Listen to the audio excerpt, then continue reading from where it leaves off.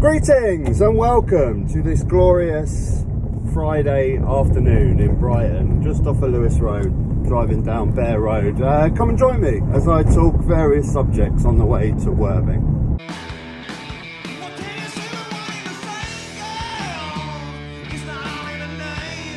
Howdy folks, let's clean let's give it a bit of a clean, shall we? Hope I didn't squirt those people on the side.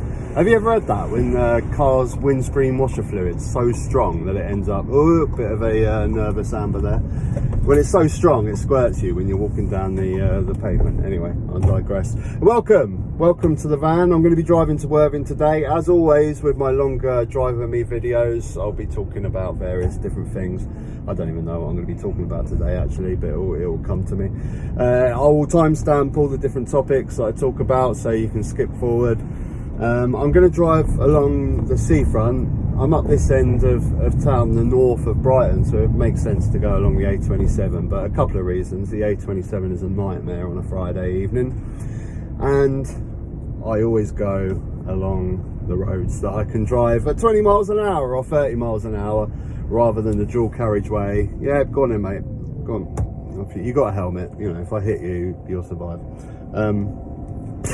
It's always going to save my battery driving slow. So yeah, welcome aboard. So what we're going to talk about today, let's be traditional British, shall we? Let's talk about the weather this week. I don't know whether you know, but it's been bloody hot this week. Absolutely. It's probably a reason why I've only released one video this week. Well, one of the reasons. One of the other reasons I'll get into later, but there's a multitude of reasons. But oh my god, it has been so hot. Insanely hot. It's not right, is it? It's not right. 40 degrees in London. I was in London on Monday. It was insane. Actually, I was in London at a theme park at Fort Park. I wasn't working. You're probably all thinking, oh god, he's sweating in that van. I wasn't working, I was at a theme park. We had the tickets booked ages ago.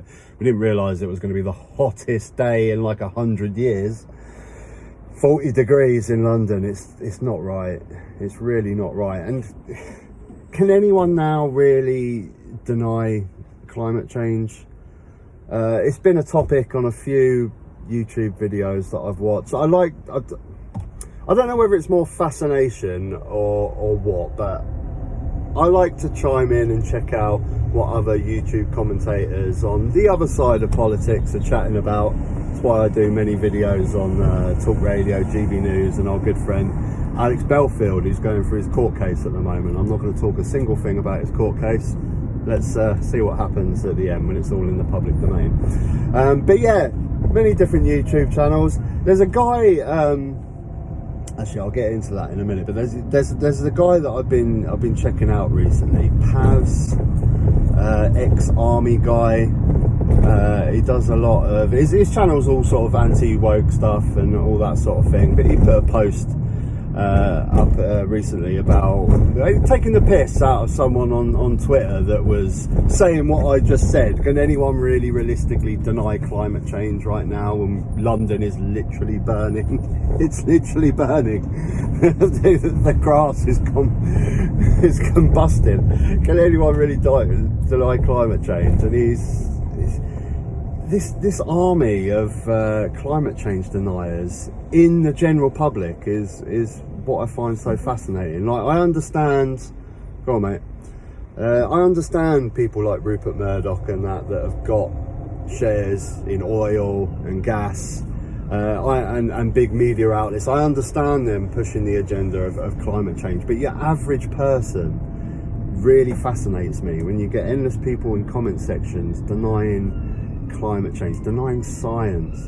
And the comment that I kept hearing over and over is, oh well, the climate's always changing, it's been changing for hundreds of years. Well, yeah, of course it's been changing for hundreds of years, but and the response I always have is, who am I going to believe? The hundreds of scientists across the whole planet that the common consensus is climate change over the last 100 years has shot up dramatically. The temperature has shot up dramatically, and with all the research, all the thousands of scientists that have done research across the globe, it's not like it's one country's agenda. Across the whole globe, the common consensus with scientists is that it's man-made.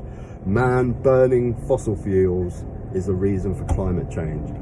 But I'm going to believe Ted on YouTube in the YouTube. He's going to try and persuade me on my views on climate change that I should suddenly drop all the research from scientists across the globe because Ted on YouTube says, well, climate's been up and down for millions of years, isn't it? Oh, of course, Ted. Why didn't I think of that? Of course, the Ice Age. Fuck the hundreds of thousands of scientists that have spent their life's work researching and let's let this guy out. Come on. You can do it. You can do it. Not all the way. Oh, shitting hell. I didn't realise he was going to go all the way. He probably trusted me a bit too much then. I was just like, just pull out a bit, check what's coming, and then you can go. But yeah, I find it fascinating. What was going on there? Did you just see that? That guy just shouted at that guy. Did he do something? Is this going to turn into a fight?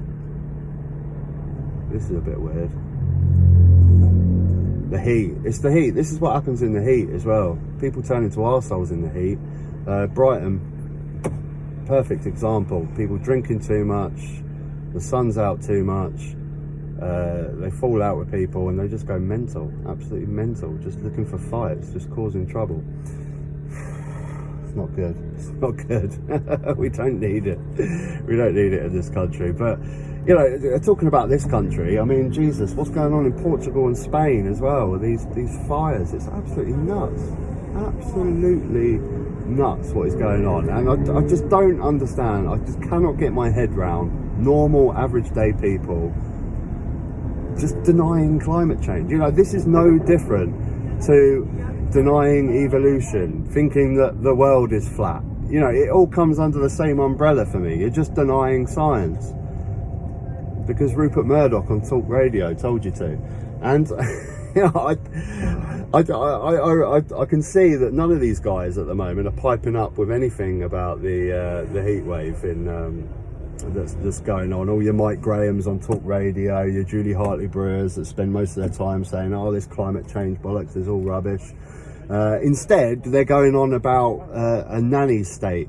This is what they're not happy about with the heat wave. They probably realise that they're wrong with the climate change thing. They're probably thinking now, oh shit, this actually, it's not really that good, is it? Maybe I'm wrong about climate change. So instead of talking about that, they're talking about the government nannying the population over a heat wave, calling a Cobra meeting because of a heat wave, putting all these alerts out about a heat wave. I often listen to Nick Ferrari in the morning, not because I agree with the guy, but for the exact reason I don't agree with the guy. It's always good to listen to different opinions. You know, I'll listen to a bit of LBC with Nick Ferrari, and then I'll listen to a bit with James O'Brien. Yeah, obviously I agree more with what James O'Brien has to say than Nick Ferrari, but there is agreements with Nick Ferrari sometimes.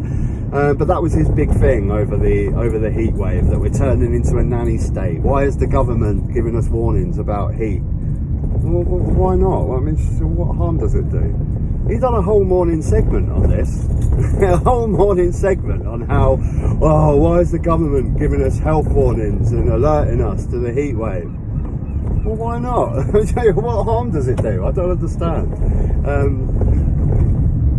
It's weird. But I've been finding it fascinating, the right-wing media recently with YouTube and everything. And another one that caught my attention is there's a guy that has a YouTube channel that he was one of the first ones to sort of post the videos of how to get rid of your TV license legally. You know, how not to be an idiot and don't just not pay it, but inform them, and he'd give you step-by-step stuff. And then he sort of got on to doing, you know, showing the video clips where where the goons, the TV licensed goons, come round to your house and how to handle it if they do come and stuff like that. And it was quite entertaining for a while, but now he's kind of run out of material recently because the BBC licence fee is disappearing eventually. I think they've even put a date on it, haven't they? But he kind of doesn't really know what to do now, so he started doing these videos. I think he lives in Spain, about Brits in Spain and stuff like that. And recently he'd done a video about how he's not happy about the extra paperwork that Brits have to do coming into Spain. And he said these words specifically, which made me laugh. It can't be a Brexit thing. Brits heading to Spain need 3 extra documents for e-gates. British tourists heading for Spain this summer must have 3 additional documents ready with them for when they arrive to use the e-gates. Right? Why do they need all that? But why do Brits have to do this in Spain? We've never had to do it before, and I don't think this is a Brexit thing. Is it? Because the rule would have come in a lot sooner. Can't it? Really? I mean, it's obvious that it is, really, isn't it? Whereas before we used to be able to just flash our passport, come in. Now we have to do extra paperwork. And you get people in the comment section again that are just like, they think that the Brits, for some reason, should have some sort of special treatment than other countries that are outside the EU. Oh, why are we having to fill this extra paperwork in? Why are we having to prove that we've got a certain amount of money and a place to stay? Why can't they just let us in? They want our money, don't they? They can't seem to get to grips with the facts that we're outside the EU now. We're not a part of the club, so we don't get the benefits. They just think that we should get special treatment, and it just really winds me up. It really winds me up. But this in general winds me up anyway. Spending your life listening to people's comments like that, which I try my hardest to stop doing, but it's so hard to fall back into that trap again.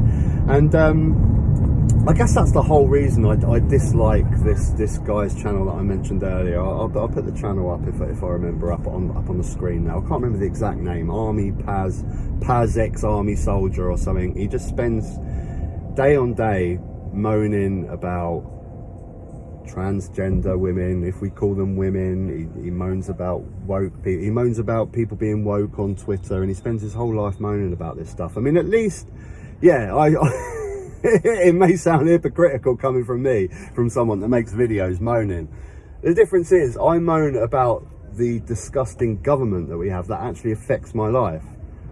You know, this government that I do videos about, that I moan about every single day, control my healthcare, where my taxes are spent, where they're not spent, where they're wasted, that things that directly affect my life.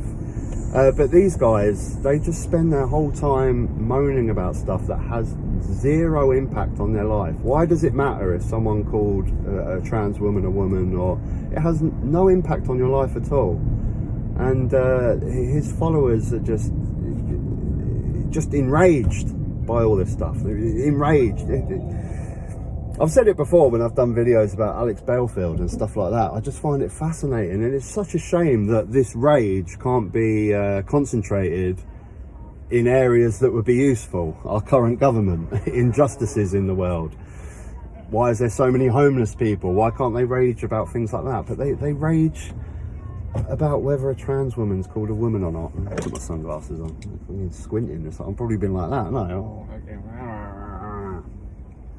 But yeah, it's such a shame. There's all this energy, you know, they have such great energy. It would be really useful in the right places if they were putting all this energy into moaning about why there's so many homeless people, why there's so many food banks, why is this government so shit? But instead, they spend their life moaning about this woke rubbish. Trans women, so many videos on trans women.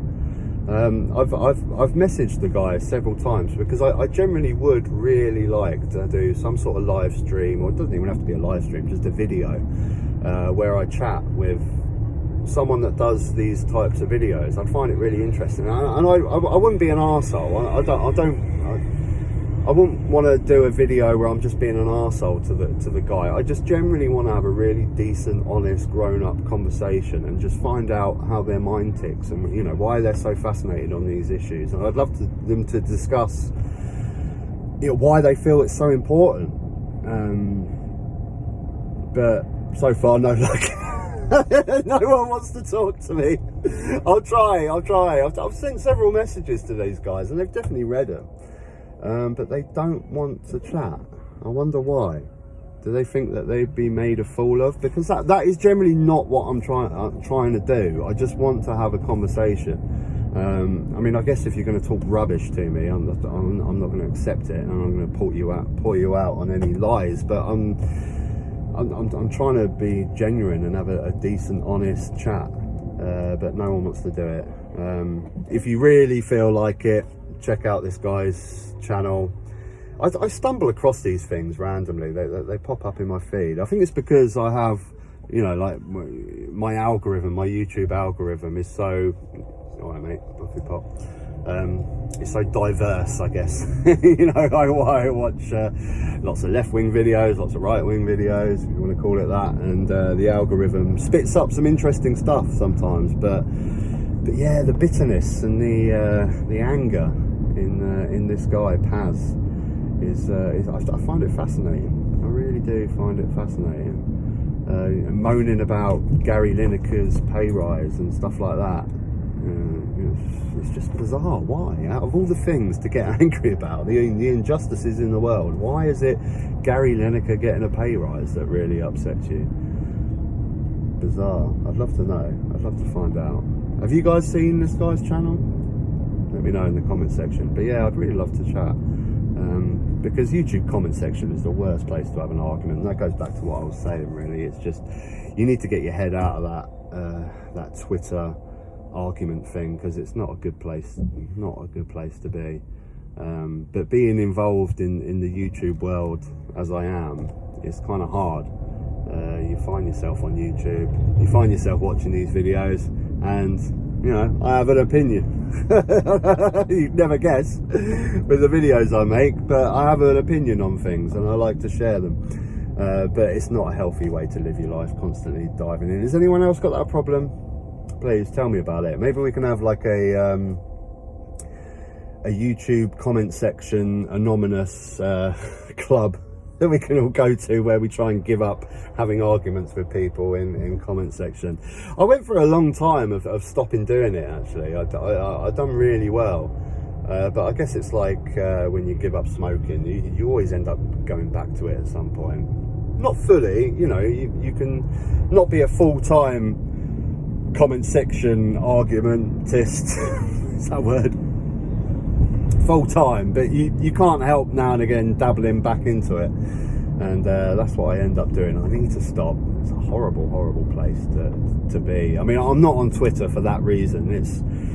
It has its ups and downs with the having this YouTube channel. You know, it's a useful tool, Twitter, to find out about latest politics and people's opinions. It's a really useful tool to have, but it's just so poisonous. It really is. It's just full of poisonous reaction. And this is the problem that people like this Paz have, is I think they take Twitter far too seriously. I think they think that the whole world's population's opinions is what you see on Twitter, and it's not that. The world's the same. This is what I always think about social media and Twitter.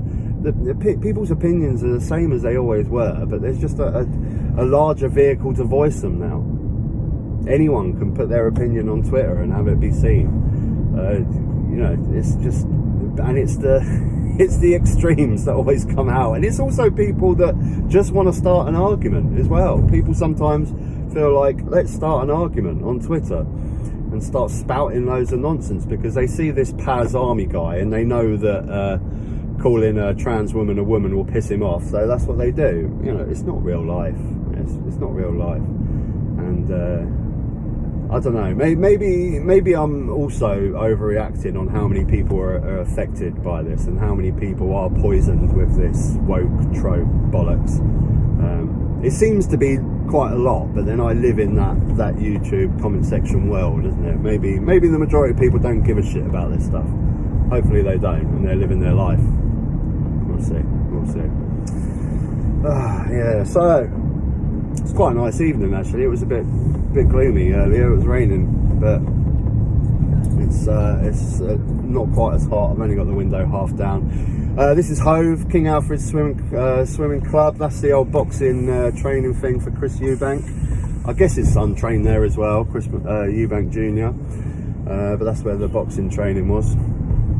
And yeah, that's the King Alfred swimming pool on our way along Hove to Hove Lagoon. So what else have we got to talk about in politics? Has it been a quiet week? Well, that's the thing, it's been a quiet week for me. I just posted my video about Liz Truss and Rishi Sunak, and I just can't deal with it. I can't do it. And it's hard when you have a political YouTube channel like I do, and I like to post videos. Yeah, I like to do about 2 or 3 videos a week, but I'm never going to post a video for the sake of it. I'll only post something if it's something I generally want to talk about. I don't think, I haven't done a video for a couple of days, let's try and talk about the latest leadership debate between the ones that were still there. Never going to do that. Is the camera still there? I might have to switch to my power bank. That one there. Is that one on? Yeah, I think so. Yeah, I'm only going to do a video if I generally want to do it. And it's been hard because I just can't give a fuck about this Tory leadership debate.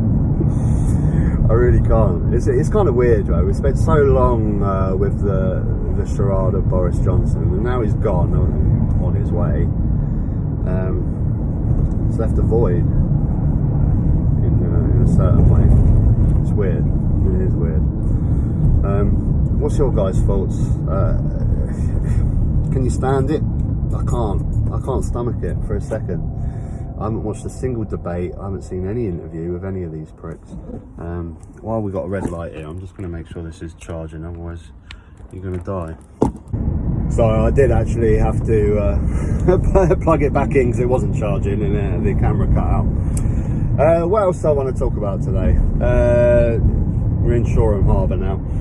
I wanted to talk about my previous Drive With Me video, if anyone watched it. I got a lot of comments about my opinions on Jeremy Corbyn, and I think it was probably my fault. I probably didn't describe myself well enough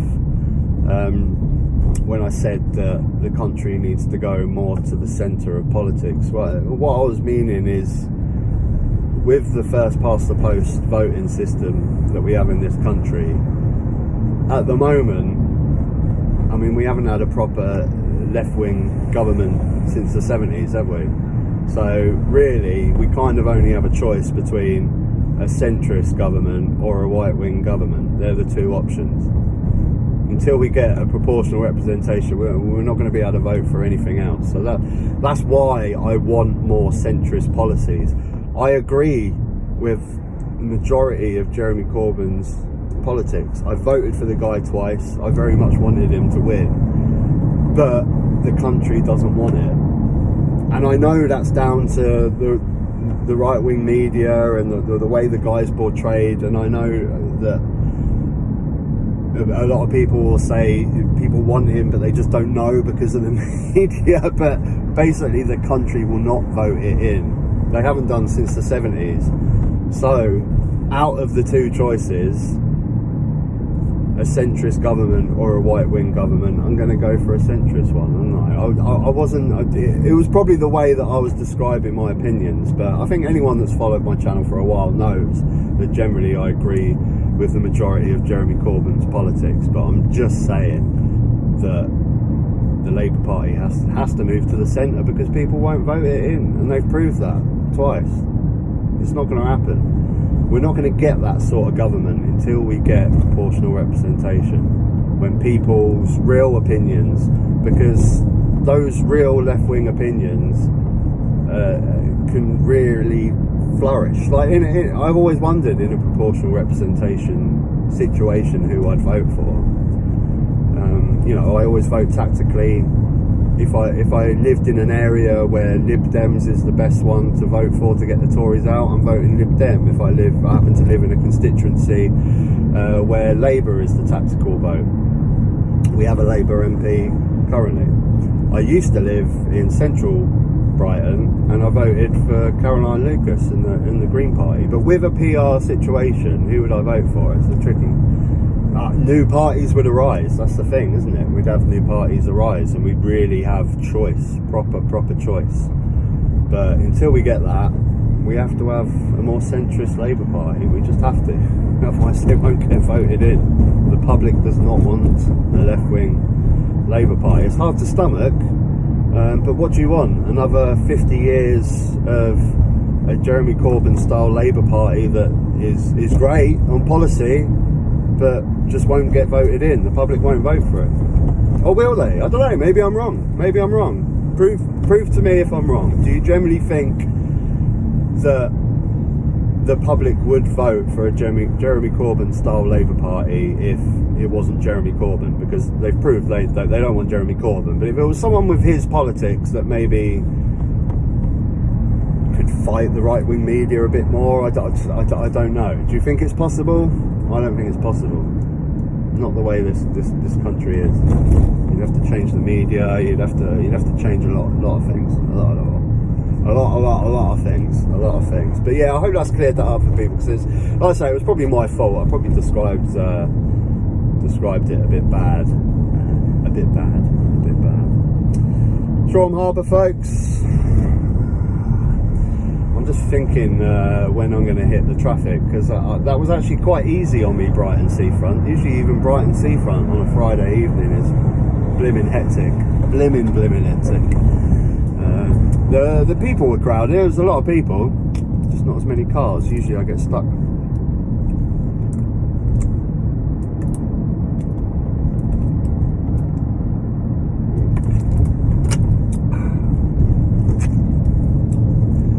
Two years to our next election, so I want to talk about that. I talked about Sunak and Truss in my last video, and we have 2 years for another election. Will they wait 2 years for another election? Generally, in the past, every single Prime Minister that hasn't been voted in has done an election short afterwards, right? So you got Theresa May, after taking over from Cameron, done an election quite soon afterwards, right? So Cameron left 2016, she done an election 2017. Go back to Gordon Brown. I can't remember. I think 2010 was the natural time to have an election anyway, wasn't it? I think the one previous was 2005. So maybe he didn't call one on purpose. But generally, I think you just should, shouldn't you? Really, you haven't been elected in. The people haven't elected you in. You should have an election. If you become Prime Minister without an election, you should have one. Are these guys going to do it? I can't see it, because they'll just lose, won't they? But it all depends on what the opinion polls will be. As soon as the opinion polls are good, then they'll call an election. And this is what I hate about the last sort of 10 years of elections. It just seems to be that any parliament, whenever they feel like they're on top of the opinion polls, will call an election. We need to sort that out. Just every 5 years. Stop with this bollocks. Just have one every 5 years. Do they do that in America? I know it's every 4 years in America, but can the president suddenly go, oh, I think I'm quite popular at the moment, should we have an election? I don't think so, right? We need to cut that shit out. That needs to go. Just whatever the deal is, every 5 years, an election. It's just bollocks. But yeah, 2 years. How much damage can these pricks do in 2 years? This is what scares me. This really scares me, especially if it's Liz Truss. It's Sunak as well, but Liz Truss really scares me. With Russia, Ukraine, she's a fucking ticking time bomb, this woman, isn't she? Absolute ticking time bomb. But in 2 years' time, what happens? I'm going to throw out a scenario there, and I'd like to know opinions from people who are living in England. In 2 years' time, another Sunak or whoever it is gets voted in for another 5 years, and we end up with another 5 years of the Tories. Because there's still this hope, right? You know, at the moment, there's still that hope that in 2 years' time we can get rid of these bastards. We're so surefire that we will. 2 years is a long time, especially in opinion polls with governments. And imagine if they actually get back in. What would you do? I mean, I don't know. I'd want to move. I really would. I don't think I could deal with this country any longer. But it's not as easy as that. I can't. The countries have got to want me. I ain't got any valuable skills. I drive a van. People are not crying out for those sort of technical skills that I have. But seriously, I'll just lose all faith in this country if we vote these pricks in again. If we get another bloody Tory government, it would just be horrific. I'll just wake up that morning like I did Brexit morning and just think, oh, Jesus Christ, what have we done? What country do I live in? A bunch of bloody idiots. What are you doing? Shooting yourself in the foot every single day. I'll never forget well, I didn't wake up actually, because I was doing night shifts back when the Brexit vote was on. I was working nights at Primark. I used to be a manager at Primark. We used to bring in the deliveries at night, so I was following it all night. I had my headphones on, listening to the news all night with the votes coming in, and I was just absolutely distraught. And in the morning, like, the morning managers were coming in, sort of. It was a weird situation. Some happy, some pissed off, some mixed, some didn't give a shit. But in the endless conversations with different people in the morning, oh God, you didn't actually want to stay in the EU, did you? Yeah, I bloody did. Yeah, of course I fucking did.